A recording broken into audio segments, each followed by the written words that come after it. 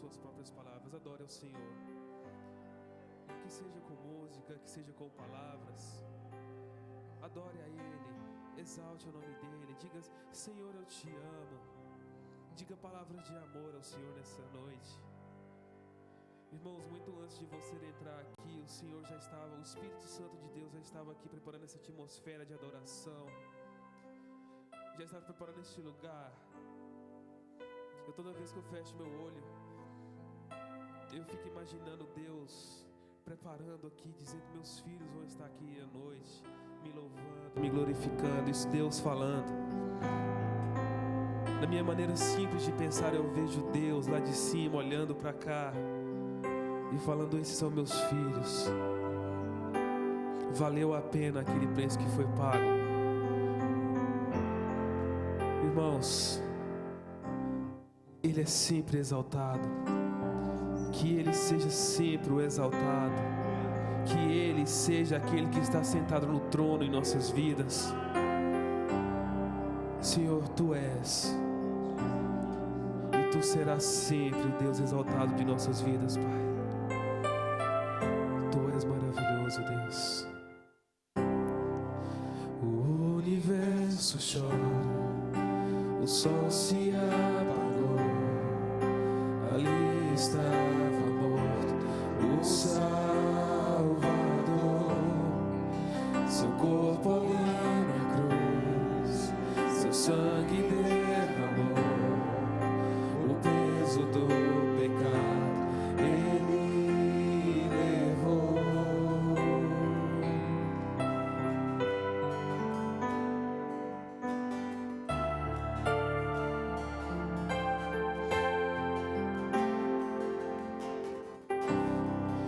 Deus Pai o abandonou, cessou seu respirar, as trevas se encontrou o Filho, a guerra começou, a morte enfrentou, todo o poder das trevas vencido foi, a terra estremeceu, sepulcro se abriu, nada vencerá seu grande amor. Ó morte, onde está? O Rei ressuscitou, Ele venceu para sempre, para sempre.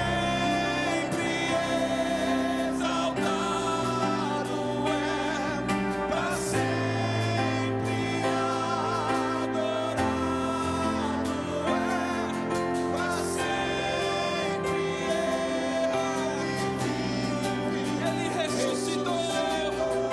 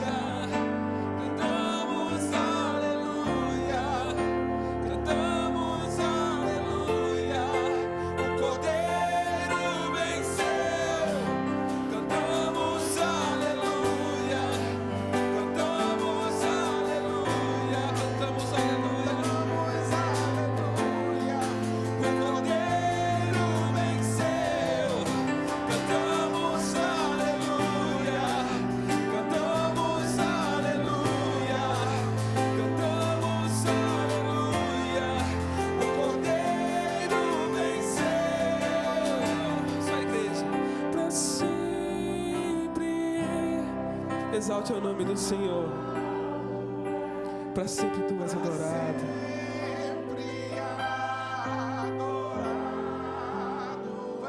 Tu és para sempre. Ele vive para sempre.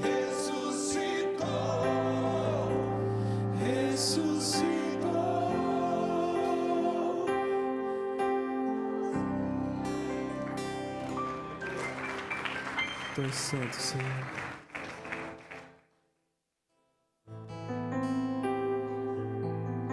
Tu és maravilhoso, Deus.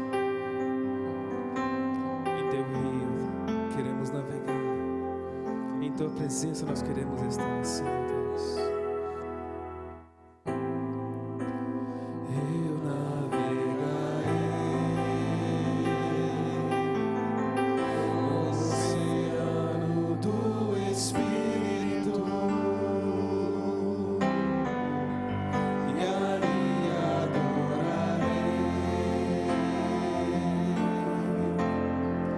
ao Deus do meu amor.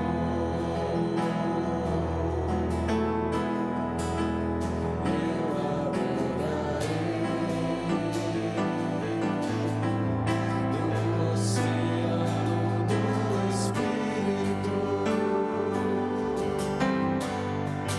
e ali adorarei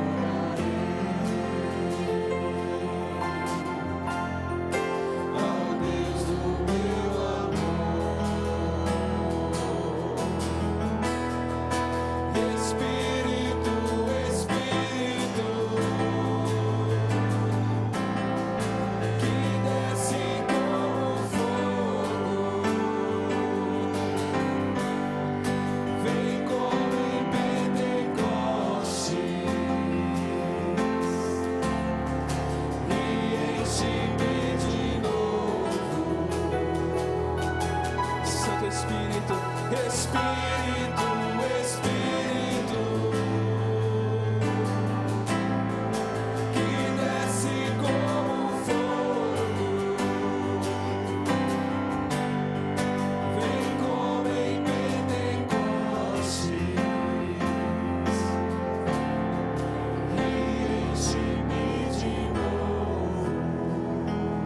Eu te adorarei, eu adorarei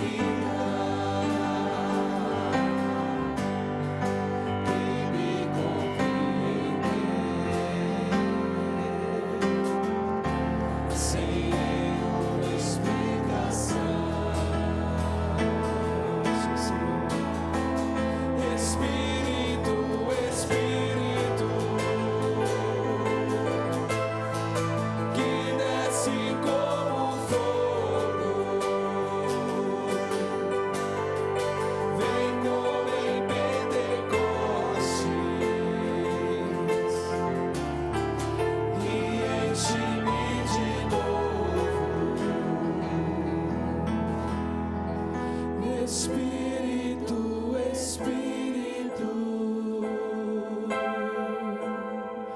que desce como fogo, vem como em Pentecostes e enche-me de novo. Eu navegarei,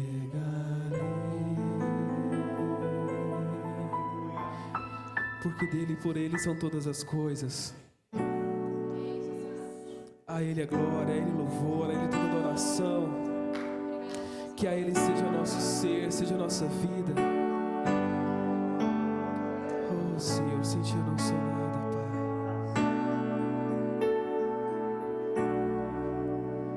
Sem ti eu não sou nada, Senhor Deus. A ele a glória.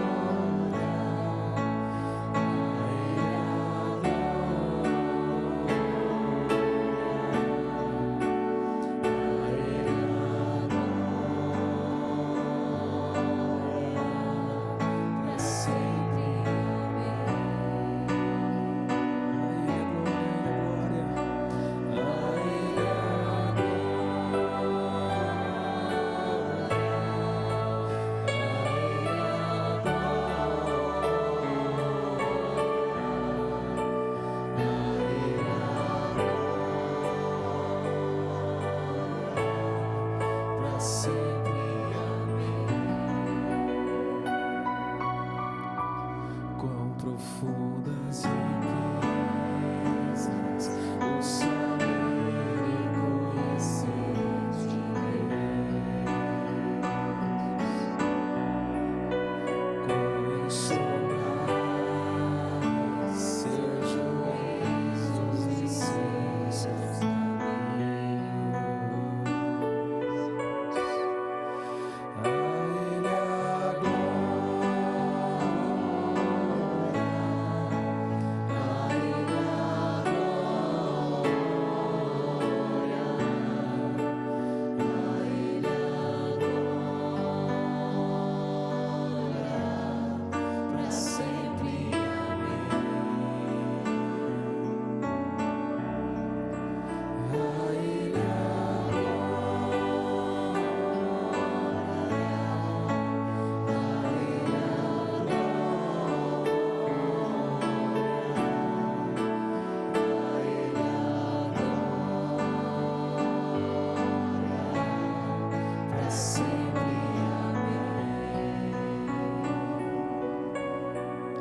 A ti, Senhor, seja a honra, a ti seja a glória, Pai, a ti seja o louvor, a adoração.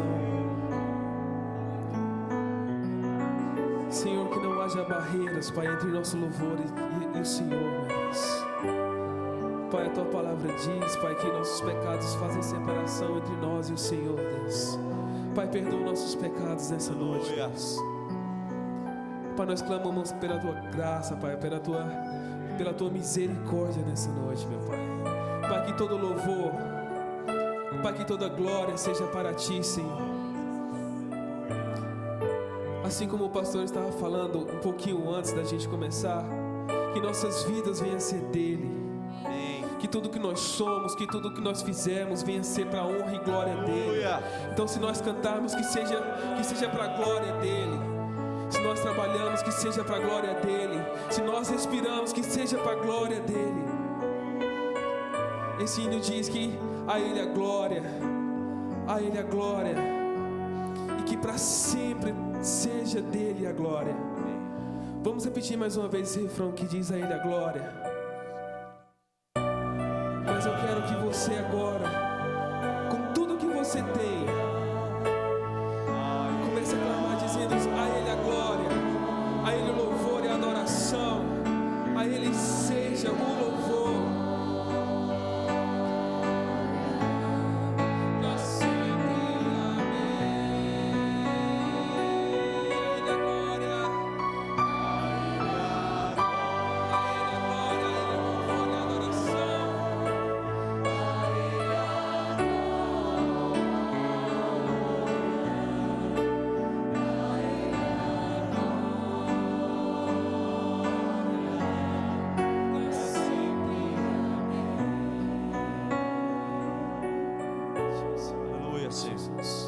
Adoramos a Ti, ó Pai, exaltamos o Teu santo nome. Aleluia, adoramos a Ti, ó Pai. Mas eu sinto uma unção neste lugar, mas é uma unção de reverência. Sabe quando você sente que você tem que dedicar a Ele uma reverência? Eu sinto que é o momento de nós dedicarmos a Ele o nosso coração. Nós vamos cantar mais uma vez, porque dele, por Ele, para Ele. A glória é dele, é tudo para Ele. Vem dele, é feito através dele e volta para Ele em glória. Se você sentir no seu coração de você se ajoelhar, se você se sente que você está na devida reverência a Ele, então você toma essa posição que você sente. Mas em reverência,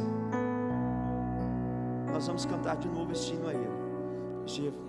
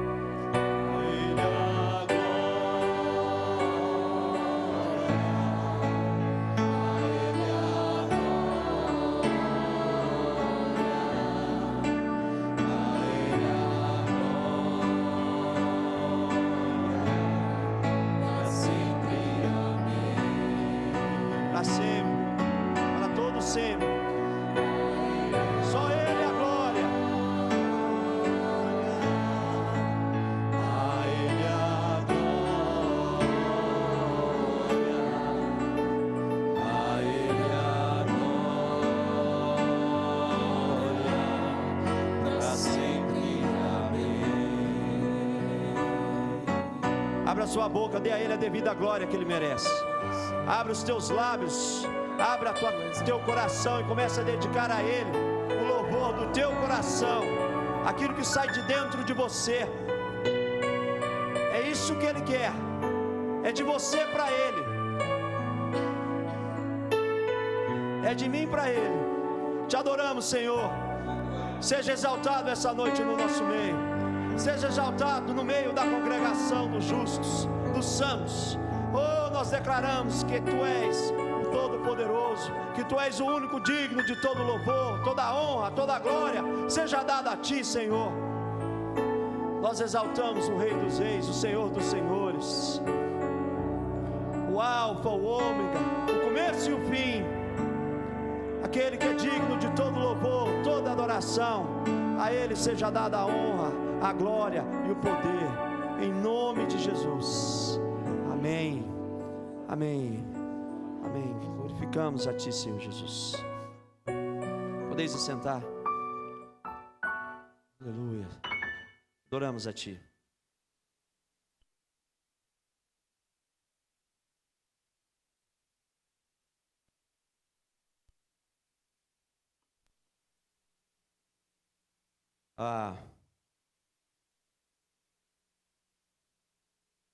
Eu estava comentando mais cedo sobre estava lendo o livro de Êxodo. Tem uma passagem lá também interessante. Moisés, para construir a tenda, na presença do Senhor, ele pede que as pessoas tragam ofertas, né, pertences, e ele tirou a oferta. Acho que toda pessoa, todo líder de igreja gostaria, porque foi tanta oferta que veio, tanta coisa que o povo deu de coração aberto, com alegria, que Moisés falou assim: ó, chega, já tem mais do que suficiente. Fala para o povo parar.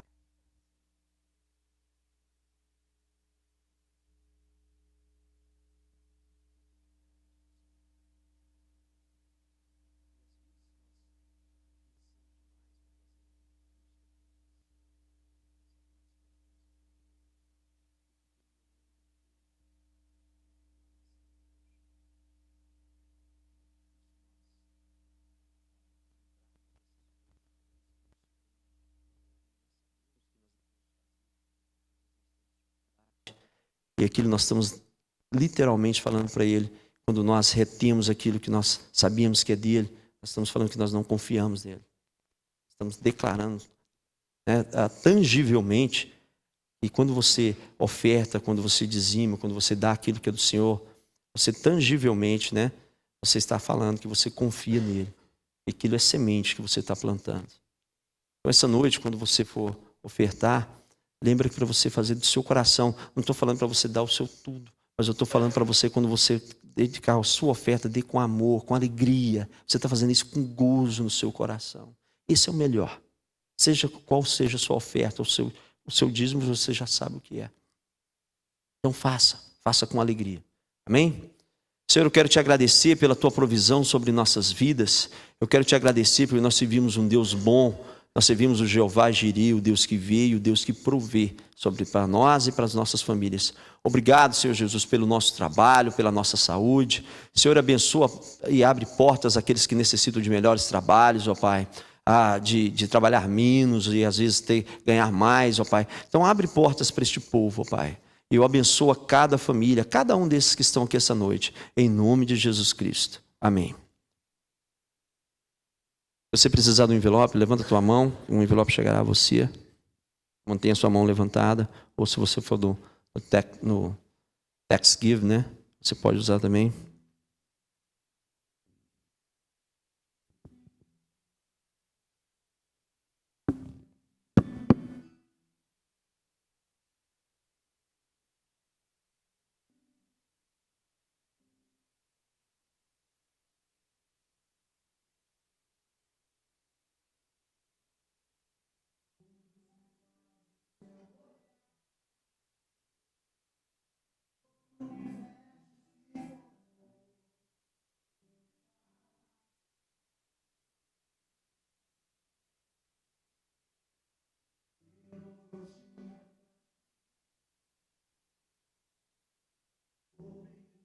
Pra disfarçar, pode alguém me duvidar. Sei que há um Deus a me guardar. Glória a Deus. Pequeno e frágil, querendo sua atenção. Glória a Deus. Pode baixar um pouquinho mais. A paz do Senhor a todos. Amém. Tem que falar bem baixinho. Ele tem que abaixar mais, está alto, né? E dar bem-vindo às pessoas que nos visitam. Eu vi alguns rostos não tão familiares. Eu sou o pastor Max, quero dar bem-vindo a vocês em nome da nossa igreja. Bom ter vocês conosco essa noite. Bem melhor, só não estou me ouvindo aqui, estou me ouvindo só lá. Se puder me ajudar, que eu não desgasto tanta voz. Queria pedir para que você abrisse a sua Bíblia no Salmo 121.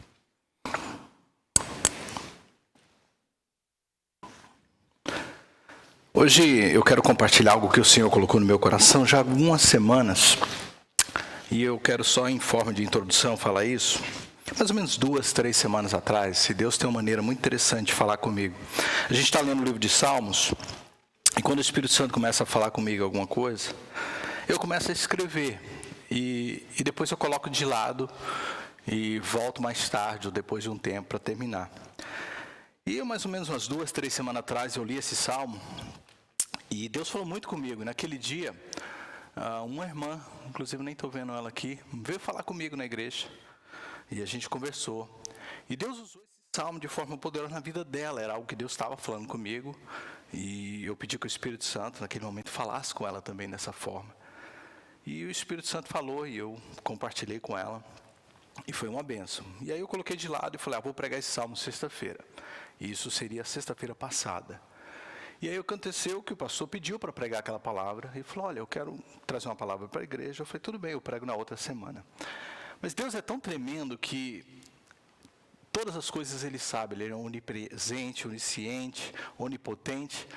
Embora essa palavra falou muito comigo há 3 semanas atrás, e vendo o dia e a semana, tudo que a gente está vivendo esses dias, eu falei, Senhor, o Senhor é tremendo, como o Senhor age, como o Senhor prepara um banquete para nós em cada ocasião.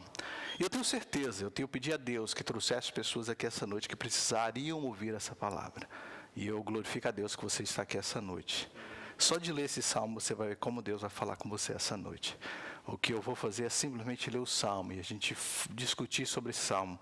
E deixar que o Espírito Santo conforte, fale, fortaleça, revigore a nossa fé.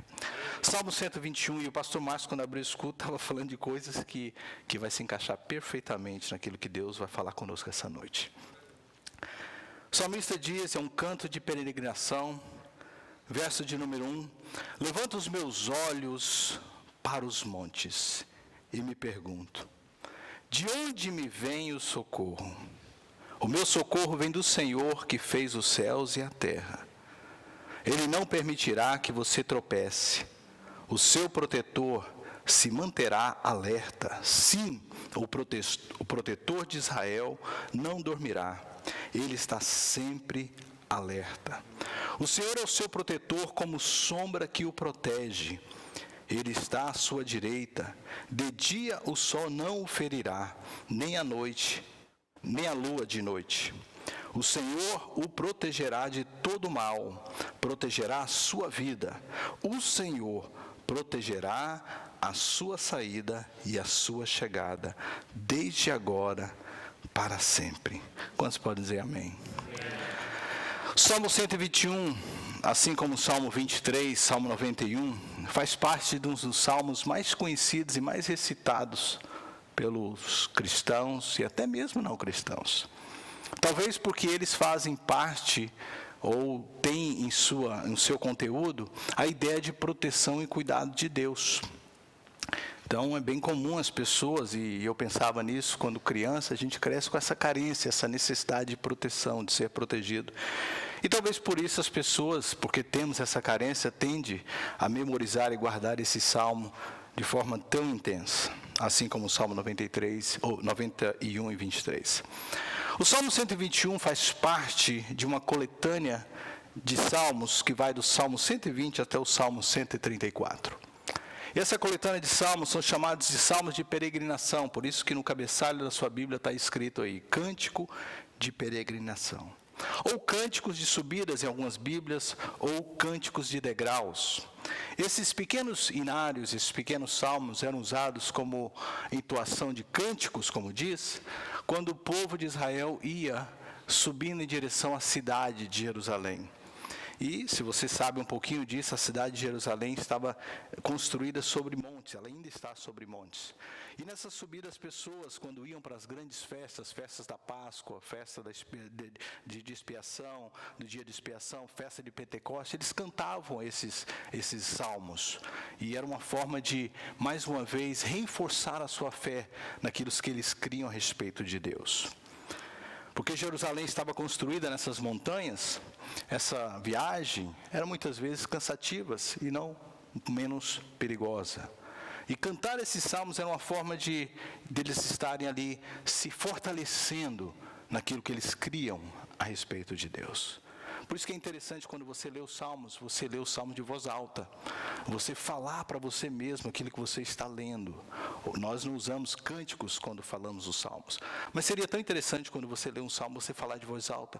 E ouvir aquilo que você está falando. E permitir que aquelas palavras reafirmem no seu coração e fortaleça a sua fé.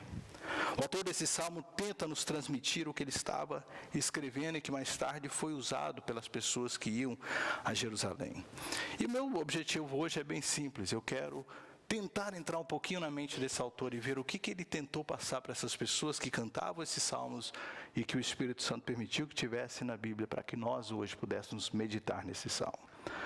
O salmo começa assim: levanto os meus olhos e me pergunto, de onde me vem o socorro? Isso me faz entender, ou pelo menos eu pergunto, que é bem possível que o salmista estava vivendo um momento difícil. Porque ninguém pede socorro se está tudo bem. Quantos concordam comigo? Ele começa o salmo fazendo assim: olha, eu estou em apuros, em quem confiar? Eu não sei se você gosta de trilhas de filmes como O Senhor dos Anéis. Ontem eu assisti um filme assim com a minha esposa. Ela não gostou muito não é o tipo de filme que ela gosta. Ela acha que é mais estilo a Pastora Teresa, é mais filme romântico, filmes de Natal. Eu gosto daquele tipo de filme, Senhor dos Anéis, filmes como a trilha de Nárnia, que tem muita fantasia, muita coisa. Mas principalmente esses dois filmes, porque tanto Nárnia como O Senhor dos Anéis, ele tenta traçar essa trilogia desses filmes, um pouco da história do cristianismo. E se você gosta desse filme, ou se assistiu esse filme, se não por curiosidade, tem uma cena muito interessante no filme, eu pensei em trazê-la, mas sexta-feira é tão curto, que é aquela cena onde eles estão cercados naquele castelo que ficava nas montanhas. Quantos já assistiram? Só para ver quantas pessoas sabem o que eu estou falando. Só alguns, né? E eles estavam ali encoados naquele castelo nas montanhas. E naquele momento, assim, sem saber o que fazer, aqueles bichinhos feios, né, que são típicas funções de demônios chegando, tudo que é lugar, saía assim na terra. E eu vejo o Salmo 121 naquela cena. De repente eles estão falando assim: e agora, o que fazer? A quem socorrer? E tem uma cena muito bonita que é essa parte aqui, eles olham para o monte. E quem se lembra do filme vai ver o que eu estou falando. E olham para o monte, e lá do monte vem aquele mago que some e só aparece nessas horas, né, num cavalo branco, descendo daquela montanha com a maior velocidade, junto com um monte de cavaleiro que ele traz. E ali vinha o socorro daquelas pessoas, ou seja, eles não imaginavam que ia vir naquele momento a ajuda para eles. Então eu li esse salmo e eu pensava nesse filme. Eu falei: uau, essa é a melhor cena que ilustra. Mas é bem possível que o salmista que escreveu esse salmo não tinha isso em mente. O salmista não tinha esse filme. O salmista não tinha essa ideologia. Então, o que ele estava pensando quando ele escreveu esse salmo? Porque ele pergunta, né, lá no início: levanta os meus olhos para os montes. Ele não estava esperando esse mago, ele não estava esperando esses cavaleiros. O que estava na mente dele? É bem possível que do verso 1 ao verso 2, que a gente leu o meu socorro vem do Senhor, teve uma pausa, teve um momento de meditação. Teve um momento que ele ficou analisando essa questão do monte. A gente precisa de entender isso. Eu pensei em 3 possíveis ilustrações. O microfone parece que está fazendo barulho hoje, né? Se estiver incomodando demais, alguém me dá um sinal e eu mudo. 3 possíveis alegorias ou ilustrações que pudessem nos trazer a ideia do que estava na mente desse salmista. Vamos lá, a primeira. Monte como lugar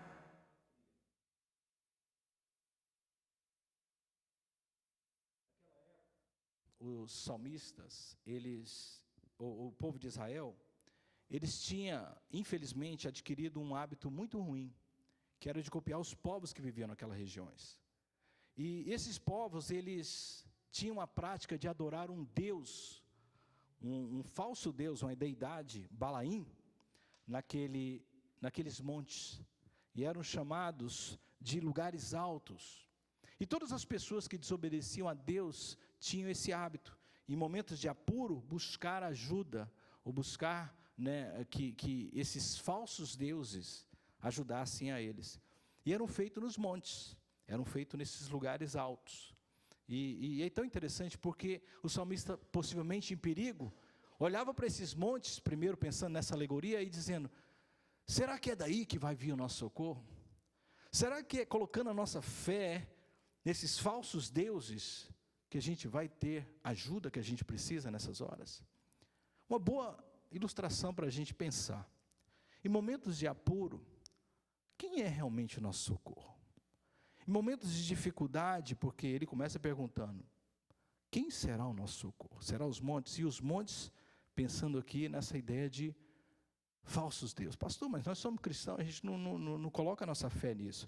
Bem, de prática, ou de fé sim, mas às vezes acabamos por colocar a nossa fé em coisas que tomam o lugar de Deus em nossas vidas. Acabamos por confiar em coisas, lugares e pessoas que tomam o lugar de Deus na nossa vida. Eu acho que o salmista estava querendo dizer alguma coisa e deixar para as pessoas mais tarde o seguinte: olha, nada nesse mundo, nenhuma divindade, nenhum poder pode substituir Deus na sua vida. Nenhum poder pode ser o seu socorro.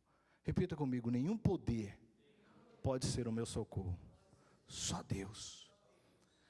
Quando ele olhava aqueles montes, eles subindo, possivelmente pensava, e esse salmo de peregrinação, salmo que eles cantavam, indo para essas festas, os israelitas pensavam na história, o que o povo já tinha passado, e eles pensavam: quanta besteira a gente já fez. Quantas ocasiões que o povo de Deus buscou ajuda nessas coisas, tentou buscar força nessas coisas. Então o salmista disse: não confie nelas. A segunda razão que possivelmente ele dizia de montes naquela época é diferente de hoje, mas era usado como lugar estratégico de defesa. É a ideia natural das coisas. A cidade de Jerusalém não foi simplesmente construída nos montes e estava sobre os montes porque era bonito, como a gente quer hoje morar nos montes para ter view. Eu amo casas em montes. Meu sonho é ter uma casa no monte para ter view. Mas a ideia naquela época não era para ter view, não era para ter uma boa visão. A ideia era proteção mesmo. Era a ideia de dificultar o ataque do inimigo se ele viesse. Carros e cavaleiros naquela época teriam muita dificuldade de subir montanha acima. Todo o utensílio bélico naquela época utilizado não era avião. Então a ideia de montes também, os salmistas pensando, é a ideia de segurança natural. E o salmista estava dizendo: olha, será que é da segurança natural que a gente deve colocar nossa fé? Será que são nas coisas que a gente pode construir com as nossas mãos que a gente pode colocar a nossa fé? Será que são projetos que a gente idealiza e coloca nesse mundo que a gente pode colocar a nossa fé? Pensa que eu só estou no verso número 1, ele está fazendo uma pergunta. Eu estou olhando para os montes e estou me perguntando: será que é nisso que eu tenho que confiar? Uma boa meditação para nós essa noite. Eu não estou aqui dizendo que nós não temos que fazer planos, que nós não temos que fazer projetos, que nós não temos que preparar e colocar aquilo que nós temos de maior valor, que é as nossas vidas e a nossa família, em lugares de proteção. Mas nunca esses lugares podem substituir Deus. Salmo 127, 128 é uma lição: se o Senhor não guardar a cidade, em vão vigia o sentinela. E diga-se de passagem que havia na mente do salmista, embora não está aí diretamente colocado, mas duas coisas com essas questões naturais. Não só a cidade estava sobre o monte, e muitas vezes Israel confiou nessa força, na força de estar sobre o monte, e com isso dificultar o ataque do inimigo, mas havia muralhas também. E nessas muralhas haviam sentinelas. Sentinelas eram os vigias, eram aqueles que estavam observando qualquer movimentação. E no verso de número 4 e 5, por favor, observe aí. Eu agora vou vir numa outra versão, Almeida Revista e Corrigida, porque é uma versão que pessoas assim, mais jovens como eu, memorizou. Eis que não tosquejará, nem dormirá o guarda de Israel. O Senhor é que te guarda. A ideia que ele estava dizendo é o seguinte, sabe, Israel? E o salmista pensando, não confie nas deidades falsas que existem por aí. Não confie na força natural e nem naquilo que você pode construir em cima da força natural. Você sabia que as muralhas podem ser ultrapassadas? E você sabia que o sentinela dorme? Qualquer que seja a proteção que você venha colocar, se não é em Deus, ela vai vacilar. E o salmista estava dizendo, não confie nessas coisas. Não confie nessas coisas naturais. E a terceira e última coisa que eu penso que o salmista estava em mente, é que Israel colocou também o templo do Senhor sobre o monte. A ideia, talvez, de superioridade acima desses falsos deuses que estavam sendo adorados, subindo os montes. Ele falou assim, o nosso templo a gente vai colocar no mais alto monte. E a ideia é o seguinte, Deus está acima de tudo, e é lindo isso. Mas quantas vezes Israel se apoiou no templo de Deus, e não no Deus do templo? E o salmista estava dizendo, vocês sabem uma coisa? Essas coisas não podem ser a sua segurança. Você não pode confiar nas falsas deidades, você não pode confiar na força natural, e você não pode confiar nem mesmo naquilo que você chama de divindade, ou aí está a divindade. Você tem que ter um relacionamento com Ele, um conhecimento dEle, estar próximo dEle. Só Ele pode salvar. Quando eu penso nas guerras que existiam no passado, eu fui em Portugal, e Portugal me deu muito bem essa ideia. Naquela época mais antiga, assim, no período de 1400, 1500, quando as pessoas e pequenos vilarejos eram atacados, sabe qual lugar que eles fugiam? Para as igrejas. E algumas igrejas eram construídas como fortes. Eu visitei uma igreja no Porto, que ela era sem janela, não tinha uma janela na igreja. Achei muito interessante. A não ser pequenas brechas lá em cima dela, bem alto ela, onde ficavam os flecheiros quando vinha o ataque. Porque as igrejas traziam essa ideia, né, de lugar de proteção, lugar de segurança, naqueles dias de guerra. E, claro, não é muito diferente dos dias de Israel. As pessoas, embora elas não tinham acesso, mas havia uma falsa segurança que eles tinham quando eles estavam ali no templo. Irmãos, é muito bom estar na igreja, e eu amo estar aqui. Mas a maior proteção que você tem não é do local físico, é aquilo que está no seu coração. Sabia disso? É a intimidade, o conhecimento que você tem de Deus, é a vida que você tem com Deus aqui dentro. A gente pode estar aqui dentro, enchendo este lugar, mas vazio aqui dentro. Vazio aqui dentro. Sem nenhum relacionamento com Deus, sem nenhuma vida com Deus. E às vezes clamando até a palavra de Deus, mas sem viver a palavra de Deus. E o salmista estava dizendo, não confie nessas coisas. Não coloque a sua confiança nessas coisas. Eu peguei uma citação de Calvino a respeito desse texto, muito interessante.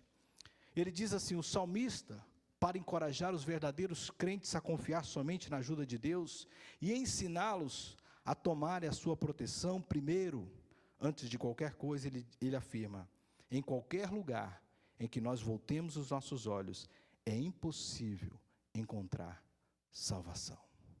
Qualquer lugar.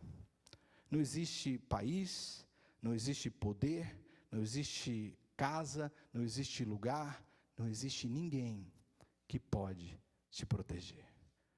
Esse é o que estava no salmista no verso de número 1.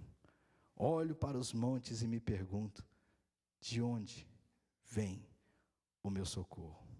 Aí ele traz a afirmação, o meu socorro, diga comigo, vem do Senhor, que fez os céus e a terra.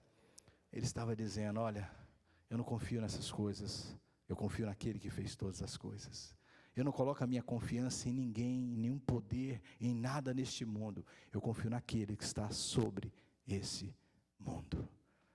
Lindo isso, verso 1 e 2, uma grande questão, uma grande indagação e a resposta. Eu parei para pensar no restante do Salmo. E eu falei, tudo bem, começamos com essa indagação e temos já a resposta já de início. E o restante do Salmo, o que tem aí? O restante dos Salmos tem as promessas de Deus para aqueles que confiam nele. O restante do Salmo é Deus trazendo através dessa pessoa que foi usada pelo Espírito Santo para escrever o seguinte: olha, se você colocar a sua confiança somente em mim, e nada nas coisas que você parou para pensar sobre os montes, e o que ela representa, eu tenho algumas promessas para você. Promessa número 1, verso de número 3, parte A. Ele te protegerá para que você não caia. Olha o que ele diz: não permitirá que você tropece. O que é tropeçar? Tropeçar é você desequilibrar, é você se machucar, é você se ferir, é você, de alguma maneira, perder o equilíbrio de ir no caminho correto. Quem tropeça, né, eu não gosto de rir, mas às vezes é engraçado ver alguém tropeçar, não é? Você está vendo aquela pessoa caminhar assim, ela dá aquele... Lá no meu estado a gente usa trupicão, para alguém não vai entender isso, mas é mais bonito tropeçar, né? Aí a gente fala assim, rapaz, o cara deu um trupicão ali, só quem é da região entende, isso não tem tradução. É horrível, né? Não falar assim eu respeito que é da região, mas a pessoa, pá, né? E aquela coisa assim mais feia, e você vê que não tem jeito, embora a gente disfarça, você perde um pouco o equilíbrio. Você perde um pouco o rumo, você fica sem graça, e a ideia, e eu parei para pensar nisso, é que quem confia em Deus, não precisa de ter medo. Deus não vai te levar por caminhos que você vai tropeçar.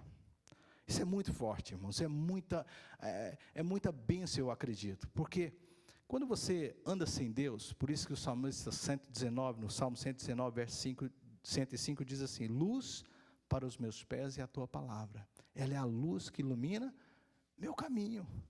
Quando você confia em Deus somente, naquilo que Deus diz, meu irmão, você não precisa ter medo, você não vai tropeçar. Deus não vai te guiar por caminhos ou por circunstâncias na vida, para ver você, vou usar um termo para você entender, pagar um mico desse, ficar numa situação embaraçosa, que as pessoas vão olhar e falar assim, eu pensei que ele estava firme, eu pensei que ela estava indo com Deus, e de repente Deus a leva para uma situação dessa. A promessa de Deus para quem confia nele, e nele somente, não vai ter caminhos que farão você tropeçar. Você vai ter segurança. Deus vai te levar por caminhos de confiança. Eu não sei se você está entendendo o que o Espírito Santo está tentando dizer para nós. Irmãos, quem pavimenta a estrada da sua vida não é o homem, é Deus. Quem coloca você nos caminhos dessa vida é Deus. Então pode aparecer o demônio querendo furar. Não, Deus vai pavimentar isso aí, eu vou passar tranquilo. Tem pessoas que não podem ver qualquer circunstância. Vai ficar difícil. Não vai ficar difícil. Quem é que é o Senhor da sua vida? Em quem você confia? Quem é o Deus que dirige a sua vida? É Ele?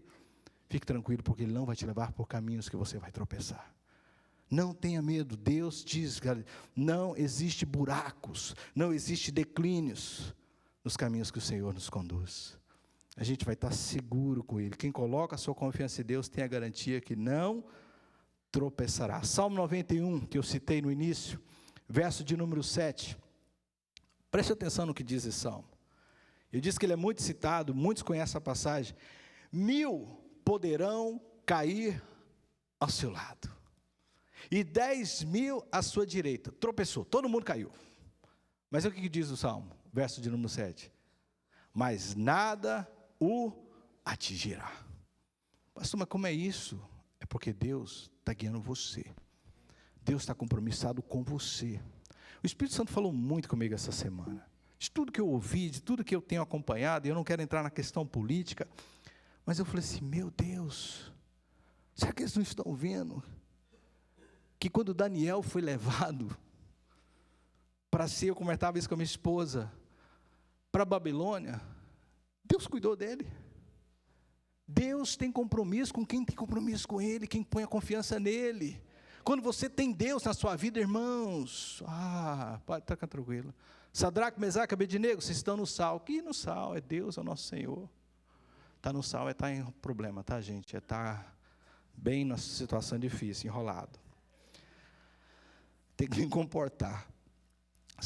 sabe de uma coisa? Não existe circunstâncias ou situações para quem confia em Deus. Pode cair 1000 do seu lado, 10.000 à sua direita. A ideia de, está pegando todo mundo, mas não vai pegar você. Está atingindo todo mundo, mas não vai atingir você. Por quê? Porque quem conduz a sua vida é o Senhor. Você tem colocado a sua confiança em Deus? A sua confiança está em Deus? Então não temas, o Senhor é contigo.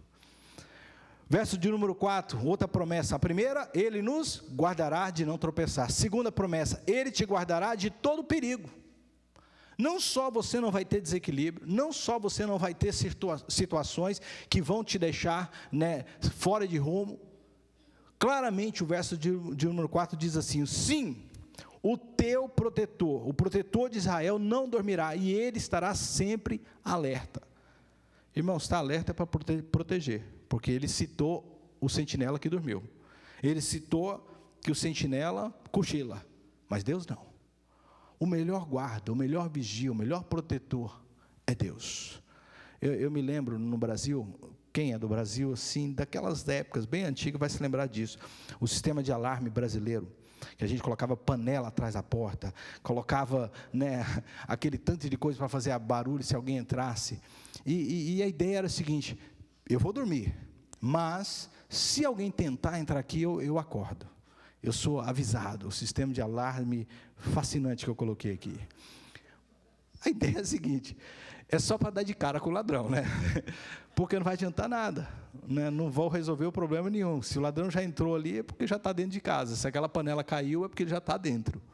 Não vai resolver nada, é só para ele não te pegar despenteado, para te pegar mais bonito. Mas, irmãos, a ideia de proteção que às vezes a gente busca, ela é tão fútil. Por isso que o salmista diz, Salmo 127 eu citei, se o Senhor não vigiar a cidade, em vão é qualquer tipo de proteção. E há uma promessa para quem confia: Ele estará sempre alerta. O salmista diz: Deus estará sempre a nos vigiar. Vigiar. Imagine Deus lá de cima olhando para você. Mas tem um monte de gente do meu lado. Deus está com um compromisso com você. Mas tem muita gente. Deus está olhando para você. Deus tem compromisso com você. Amém? Olhando para você.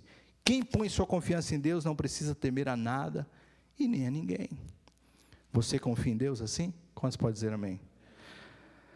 Mas com tanta gente nesse mundo, será que Deus, pastor, será que é verdade que Deus vai se preocupar comigo? Um dia eu estava conversando com uma pessoa sobre isso, ele disse assim para mim: pastor, tem tanto problema no mundo e Deus vai preocupar com meus problemas? Tem gente passando fome, gente com doença. A pergunta é: você é filho de Deus? Sim ou não? Você pertence a Ele? Então Deus vai cuidar de você. Olha o que Isaías, no capítulo 49, verso 15 diz. Se você quiser abrir, eu amo essa passagem. Porque essa passagem faz uma comparação das coisas mais impossíveis de acontecer. Isaías 49, verso 15. Quantos estão entendendo que o Espírito Santo está tentando falar conosco essa noite? Amém? Isaías faz a seguinte pergunta: acaso pode uma mulher esquecer-se do filho que ainda mama, de sorte que não se compadeça do seu filho do seu ventre? Olha a pergunta que ele faz. Pode uma mãe esquecer, uma mãe de verdade? Estou falando de chocadeira, não. Estou falando mãe, mulher que gerou, que ama, que tem amor mesmo pelaquilo que está dentro dela. Pode ela esquecer? E a resposta é claro que não. É óbvio que não. Quem é mãe aqui sabe, jamais. Como esquecer? Mãe fica sem comer para dar para um filho. Mãe fica desabrigada para abrigar um filho. Mãe não dorme para o filho dormir.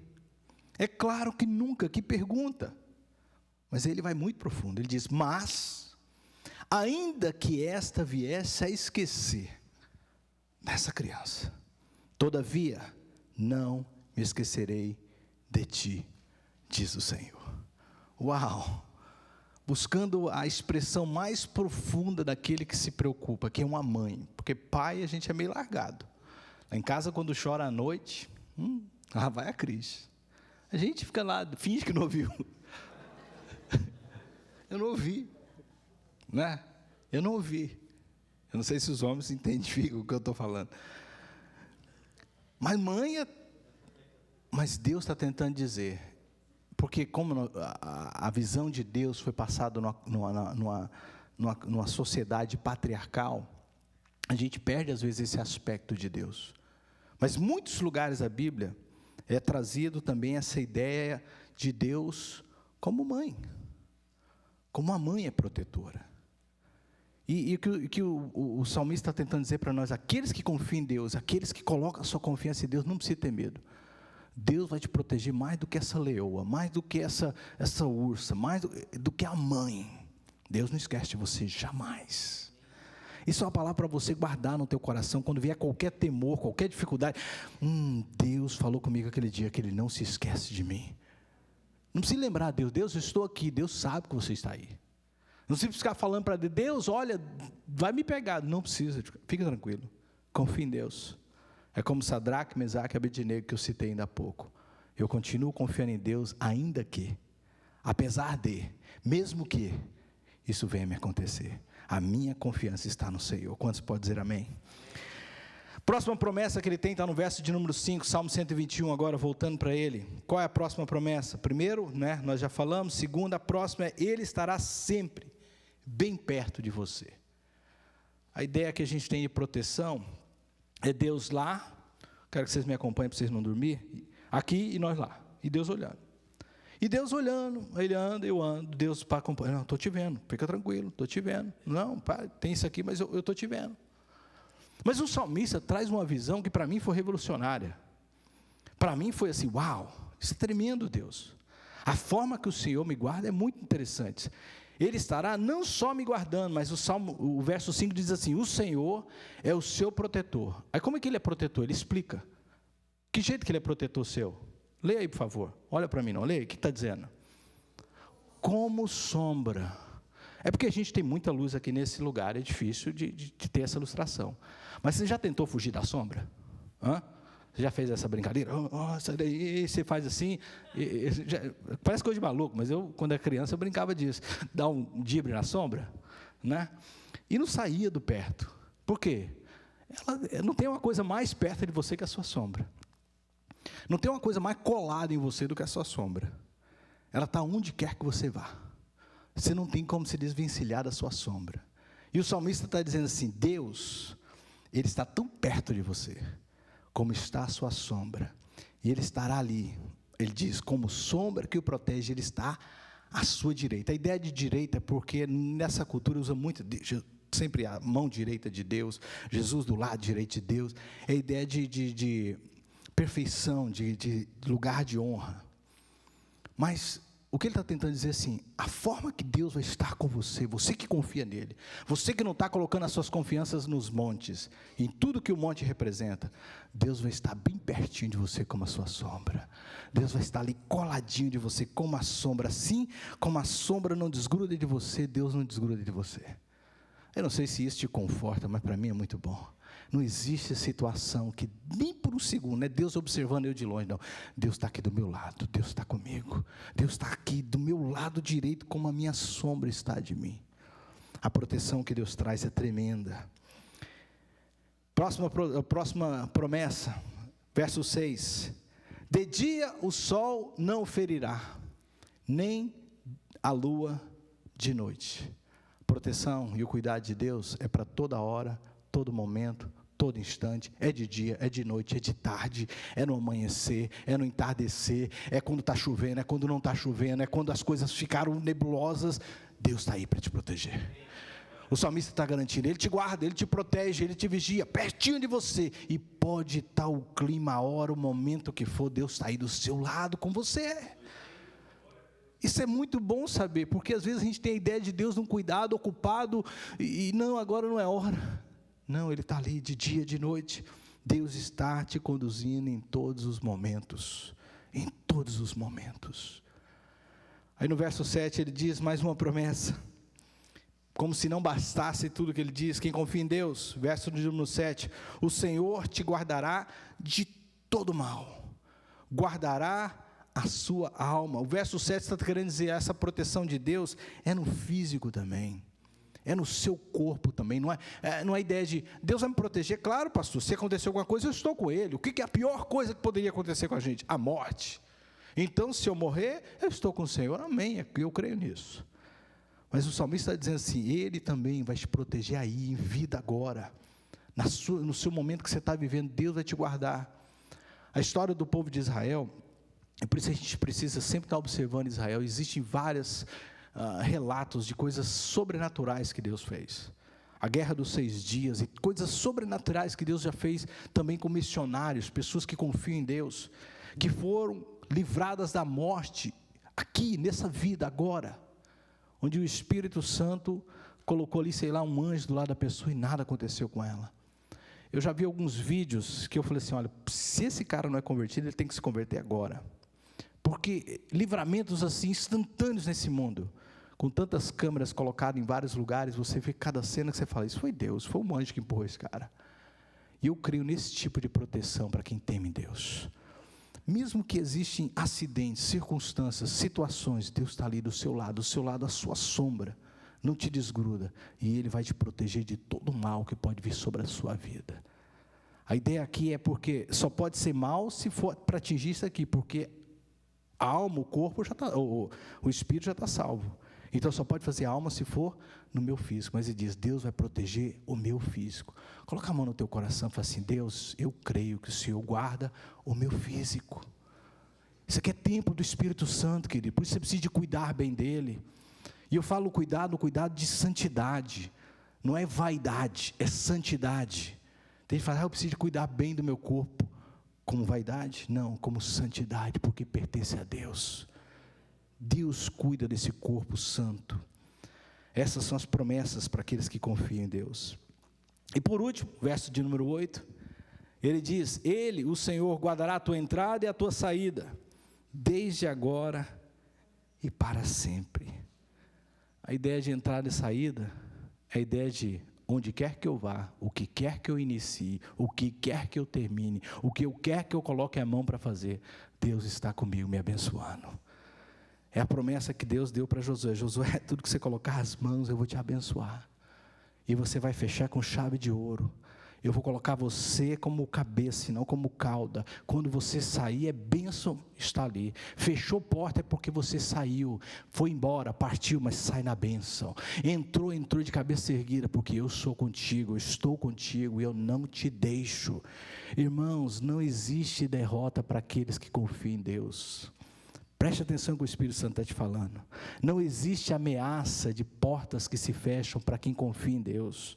Quando se fecha a porta é Deus que fecha, não é o homem que fecha. A entrada e a saída, quem guarda é Deus e não o homem. É isso que o Espírito Santo quer te dizer, guarda esta palavra, nada pode te abalar. A Bíblia diz que a fé ela é como uma âncora. E sabe o que significa isso? O mar se move, mas se a fé está lá no fundo, guardando, fixada no mais profundo, pode até mexer, mas não sai do lugar. Pode até se balançar, mas não sai daqui. Eu creio, eu sei em quem tenho crido, é isso que Jó disse. Eu confio no Senhor.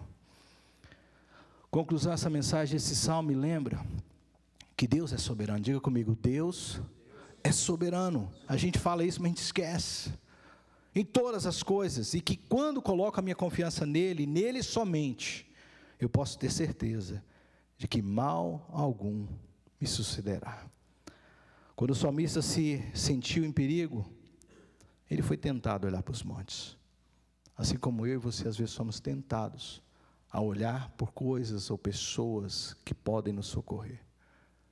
Mas ele nos lembra que esse não é o caminho. Sabe aqueles momentos que a gente fica desanimado porque fitou os olhos em alguma coisa e fala assim, ai, será que vai dar certo? Isso é monte na sua vida. Porque se os seus olhos estivessem no Senhor, não haveria dúvida nenhuma que vai dar certo. Amém? Deus manda te dizer essa noite, o teu socorro é o Senhor. Feche os seus olhos e ouça isso. O meu socorro vem do Senhor. O meu socorro vem do Senhor. O salmista foi um instrumento de Deus para Israel e está sendo um instrumento de Deus para nossas vidas hoje. Queria que o irmão começasse a tocar e você fechasse os seus olhos e começasse a pensar. Eu vou abrir esse altar hoje e vou dar algumas instruções. Mas eu quero te perguntar, quantas vezes temos perdido a alegria, temos perdido às vezes, até mesmo momentos importantes na nossa vida, porque nós estamos perdendo o foco naquele que realmente é o nosso protetor. Às vezes nós perdemos ou nos perdemos pelo caminho, queridos, porque a gente tira os olhos do caminho. Do caminho. Jesus disse: eu sou o caminho. O pânico, a preocupação, em qualquer que seja a área, eu sei que está muito parecido, que é por causa do que aconteceu essa semana, mas não é. O Espírito Santo me deu essa mensagem 3 semanas atrás, e nós poderíamos ter um desfeito bem diferente de tudo que aconteceu essa semana. Mas o Espírito Santo continua sendo Deus, está falando com a gente. Não tire os seus olhos daquele que é o teu guardador. Em Hebreus capítulo 12, o escritor de Hebreus nos diz: corramos com perseverança essa corrida que nos está sendo proposta. A vida é uma corrida. Você não foi colocado aqui por acaso. Deus te colocou aqui para você correr. Existe um processo e existe um porquê de você estar aqui. Existe um plano. Corra essa vida com fé. Mas aí ele diz algo muito interessante: mas com os seus olhos fixos em Jesus, o autor e consumador da sua fé. Não olhe para os montes. Não tire os seus olhos daquele que pode, e o único que pode te socorrer em todos os momentos. Sim, os nossos olhos precisam estar nele. É para ele que eu devo voltar o meu olhar. Diante das angústias, da dor, do sofrimento, olhe para ele, Jesus, o autor e consumador da sua fé. Diante dos questionamentos, receios, inseguranças, olhe para Jesus, o autor e consumador da sua fé. Diante da missão que nos é confiada, olhe para Jesus, o autor e consumador da sua fé, da nossa fé. Nele encontraremos resposta.